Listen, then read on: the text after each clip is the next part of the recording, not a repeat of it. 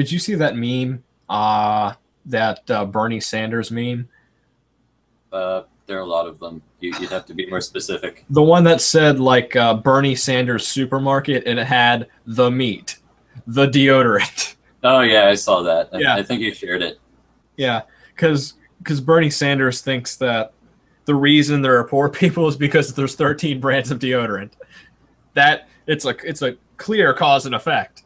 So Bernie Sanders hates monopolies, but he wants to have government-run monopolies that would solve the problem. No, having 13 brands of deodorant means that you can pick and choose which deodorant you prefer, which gives an incentive for the company to make their deodorant better than all of the other deodorants so that you buy that one. Yeah, I think Or if not better, cheaper. I respect Bernie Sanders for having the balls to say on television that he is a socialist because that's not. I mean, politicians don't say that out loud. It's not something that's particularly politically correct at the moment. So I'm glad I believe Bernie Sanders believes everything he says, which is good. I think Bernie Sanders tells the truth most of the time, or if not the truth, what he thinks the truth is. He tells what he views the truth as all of the time. Yeah, and I respect Bernie Sanders for that. The problem is Bernie Sanders is so wrong, and he would completely destroy the country if he was president. Bernie Sanders wants to raise the federal minimum wage to $15 an hour. Forget the continental United States. Think of what that would do to Puerto Rico. Emphasis on the poor in Puerto. Yeah, the Puerto Rico. Okay, terrible joke. Bad pun. Yeah. He also wants to increase trade barriers. Yeah, he wants to. Okay, yeah, which is so dumb. He's like he's in favor. Back in the War of 1812, the British had to declare war on us to blockade us. Now we're trying to do it to ourselves. What the heck? Yeah.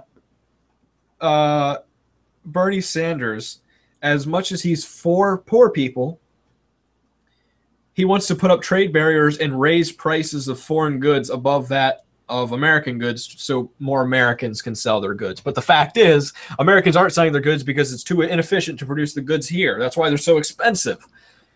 So, say a pair of boxers cost $50 to produce in America, but $4 to produce in China. Well, if I can buy the pair of boxers produced in China for $5, he wants to make sure that they cost at least 50. Thanks, Bernie Sanders. You're so helpful. Yeah, so even if people are employed in more domestic businesses, the stuff that they have available to buy is going to be so much more expensive, it doesn't matter. Yeah. The fact is, we're trading with China because it's more efficient to produce whatever Chinese goods come over here in China than it is to produce them here. And because they're producing those goods over there, we can produce different goods over here. At least that's how the economy should work. But yeah, that's not what politicians and most voters think. I'm also interested how they complain about corporations going overseas and outsourcing their production. As if they're, evil for doing that. But you're passing all of these laws that target corporations, basically. And you're surprised that they're leaving? Burger King. Yeah, it's a classic case of, well, if you don't like it, then leave. And Burger King was like, okay, bye. Okay, bye. See you later. And then all of a sudden it was, wait, come back. You're not allowed to actually leave? That's unpatriotic. Yeah, how dare they leave? Well, we thought you didn't want us here. There's an example about foreign trade, which I thought was interesting. I can't remember where it came from, but it's basically we can either produce cars here or we could send wheat to Japan and cars come back. The net effect is the same. We have the cars. So the example was if we put tariffs on Japanese cars and made them more expensive, Well, simultaneously, the wheat that we export to Japan, they're going to buy less of that because they have less dollars to spend. So, of course, if we put up import barriers, we're going to export less. That's just the way worldwide trade works. So the way it should work is we have free trade, and that way, wherever it's most efficient to produce a product, that's where the product will be produced. You know, most movies are made in America. Why is that the case? Because we're better at making movies than the rest of the countries in the world. Most electronics are made in Japan and China. Why is that the case? Because China is better at making electronics than most of everywhere else in the world. So everybody gets the best products for the most efficient labor and component costs, and that's optimal. If you put up trade barriers, then you have distortions where you're simultaneously not exporting as much wheat, which hurts the farmers here. Japan simultaneously not exporting as many cars, which hurts the car manufacturers there. It's not a good system. We want to have free trade for the most optimal economic arrangement. And free trade always brings prices down because you're introducing more competition into the marketplace.